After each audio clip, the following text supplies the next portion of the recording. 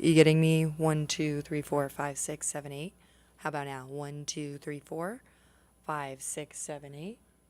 1, 2, 3, 4, 5, 6, 7, 8. All right. We're going to get things kicked off here, guys. Good afternoon.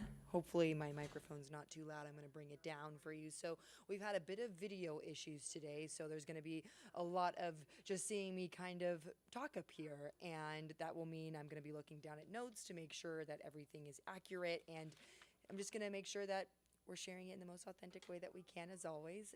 But yeah, I just wanted to make sure I let you guys know that we are experiencing some video issues in-house right now. And that's why you're not going to see as many visuals, but there are a few stories that I do have some visuals for that I will be sharing with you in this First Alert Desk cut-in. So some big stories coming out today. The top story nationally that we've been following is the death of the Unabomber, Ted Kaczynski.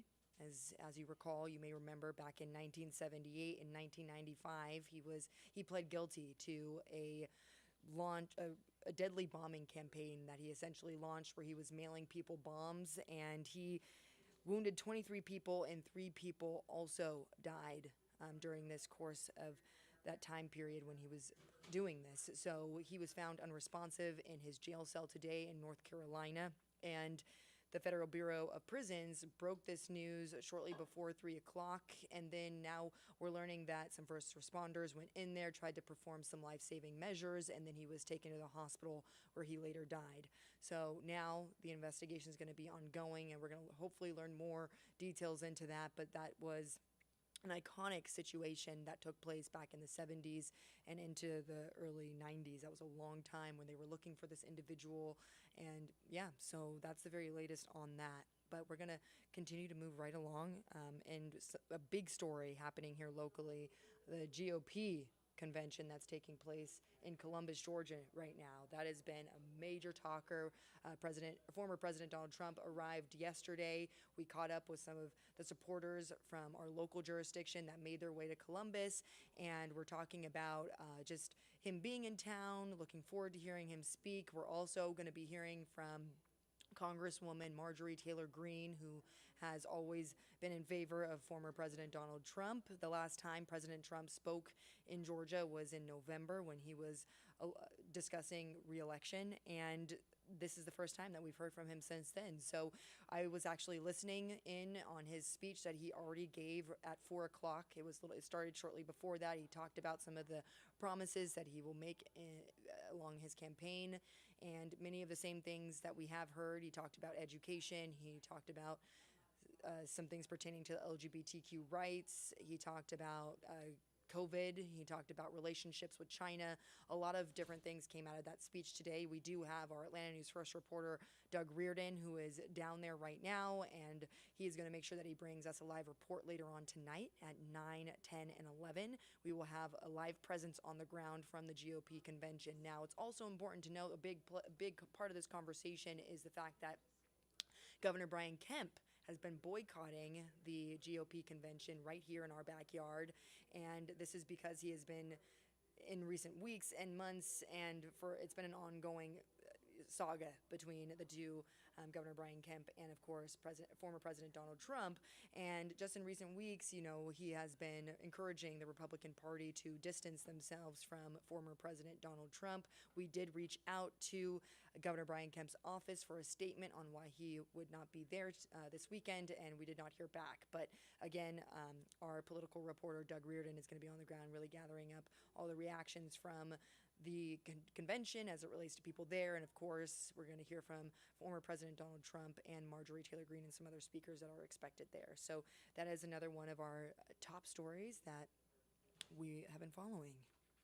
And then this is one that I felt was important to talk about because of the things that we have been seeing here locally. Just within the last week, we have had several drownings. We are in the peak of summer, right? We're heading into those really hot temperatures. More people are taking to the water, pools, lakes. And this is the time when, as you know, this is when we see so many more people drowning, and young ones losing their lives, and so many adults who don't know how to swim and maybe jump into action. And that is why there is a local free swim class that's being offered to adults and children for free in Gwinnett County. Just this week, we had a 16-year-old who drowned and unfortunately died from her injuries in an apartment pool in Johns Creek. There was also a 9-year-old boy who also was underwater, and they were able to resuscitate him, and he is expected to make a full recovery according to police, Johns Creek police, who released that information to us. But we also had situations in Bibb County. We've just seen a lot of different drownings taking place. So we have a local group having this swim safety school.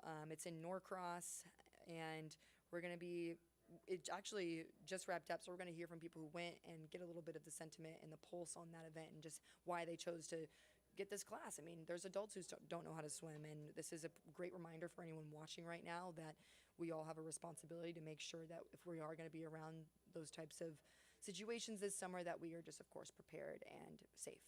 So that story we will have from our Atlanta News First reporter, Joshua Skinner, and he will be bringing that live report in our newscast as well.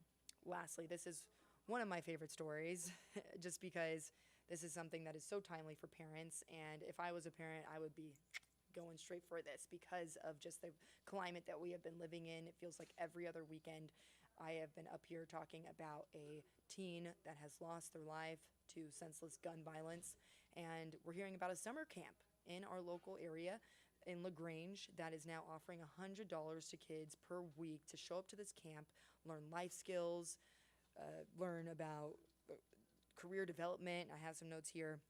They're also going to have classes on personal development, and they're going to have field trips to cool places like Braves games and other places of that nature. So really just getting rid of that idle time while kids are out of school and giving them some cash to stay out of trouble. I mean, there's a good incentive there, and they're going to be around a great group of kids, you know, imagine like going for that same thing, and just being around kids trying to stay out of trouble and having some guidance in their lives, I think is really great for them right now, and I feel like parents will definitely resonate with that. So we are going to have our Atlanta News First reporter, Asia Wilson. She's been pitching this story for a few days. I love the story, and I'm finally glad she's finally able to bring light to something positive happening in our community to help be a solution to some of the stuff that we have been seeing with all of these teens. I hugged 2 mothers this week who lost their teenagers and their children who were not even a teen yet to gun violence. And so we are going to be bringing that live report to you at 9, 10, and 11 as well. So that is the very latest. Those are some of the top stories that I wanted to make sure that we shared with you. And you're gonna there's some more questions and more things you're gonna learn in our newscast tonight that are gonna be well worth your while. So make sure that you tune in. And Miss Carly Barnett is back, so I'm really excited for that. So, and we have a first alert to talk about because there is going to be some rain tomorrow that we are expecting, according to First Alert meteorologist Cutter Martin. He was talking about that, so we're going to help you plan your day. In case you had any plans to get out, we'll tell you when, so you can avoid that, and when to keep your umbrella handy. So thank you so much for joining us here on the First Alert Desk. We love bringing this update to you, peel back the curtain into what's going on in our newsroom, and we'll make sure to share more with you in our newscast. And I'll see you on the other side, and I'll see you here tomorrow. All right? Have a great night.